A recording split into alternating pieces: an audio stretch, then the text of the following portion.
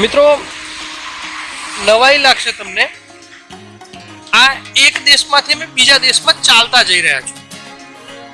જર્મનીમાંથી પોલેન્ડમાં જઈ રહ્યા છે. આ પોલેન્ડની બોર્ડર નજીક આવી રહી છે. એક નદી છે, એ નદી પર બ્રિજ છે અને નદીની પેલી પાર એ દેશ છે પોલેન્ડ. ખરેખર નવી લાગે, કોઈ અદ્ભુત આમ દેશ બદલાતો હોય આવી રીતે પણ બદલી શકાય એ રીતના બિલકુલ વોકિંગથી જવાનું. આ બાજુ જર્મન પોલીસ બેઠી હોય, પેલી બાજુ પોલેન્ડ પોલીસ બેઠી. ગજબ. તમે જુઓ, તમને ફ્રન્ટ વ્યૂ બતાવો કે એ બ્રિજ ઉપરથી વોકિંગ કરી અને બીજા દેશમાં આપણે જઈ શકીએ છીએ. મિત્રો આ છે જર્મની અને પોલેન્ડની બોર્ડર.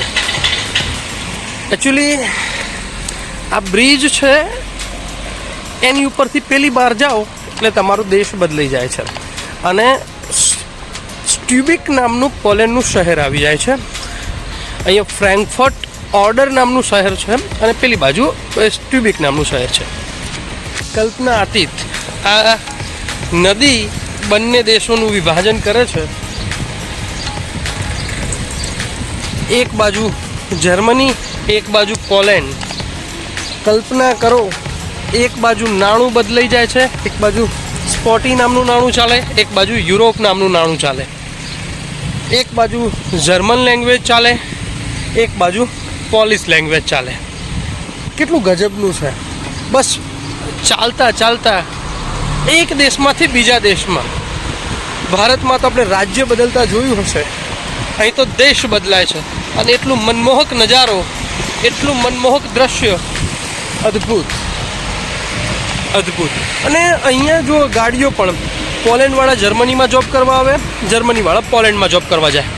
તો આમ તો ભાઈ સાથે જ બહાર નીકળતા હતા, પણ આજે સાહસ કરી લીધું અને છેક બર્લિનથી ટ્રેનમાં બેઠા, અહીંયા આવ્યા અને બસ જરૂર પડે ગૂગલ ટ્રાન્સલેટ. અહીંયા જર્મનમાં લખેલું બોર્ડ હોય તો એનો ફોટો પાડવાનો, ગૂગલ ટ્રાન્સલેટ કરવાનું એ ફોટાનું અને પછી આગળ વધવાનું. ગૂગલ મેપ એટલે આમ કહી શકાય ને. અને લોકો ભલે ગમે તે કહેતા હોય કે ભાઈ German English language international language છે, પરંતુ એવું કંઈ નથી મિત્રો. ઇંગ્લિશને અહીં ઓળખવાવાળા છે, ઇંગ્લિશને જાણવાવાળા લગભગ 10-15% હશે આ યુરોપમાં. ભારતમાં વધુ લોકો ઇંગ્લિશ બોલે છે. એટલે પરિસ્થિતિ એ છે કે ઇંગ્લિશ નહીં, અહીંયા પોતાની માતૃભાષા મધર ટંગ જ બોલવામાં આવે છે, એને લખવામાં પણ આવે છે. અને કોઈ બર્લિન રેલવે સ્ટેશન ઉપર કોઈ સૂચનાઓ આપવામાં આવે તો સૂચનાઓ પણ પોતાની ભાષામાં. એટલે તકલીફ પડે છે ભાષા વગર, પરંતુ સાહસ એ મહત્ત્વનું વસ્તુ છે.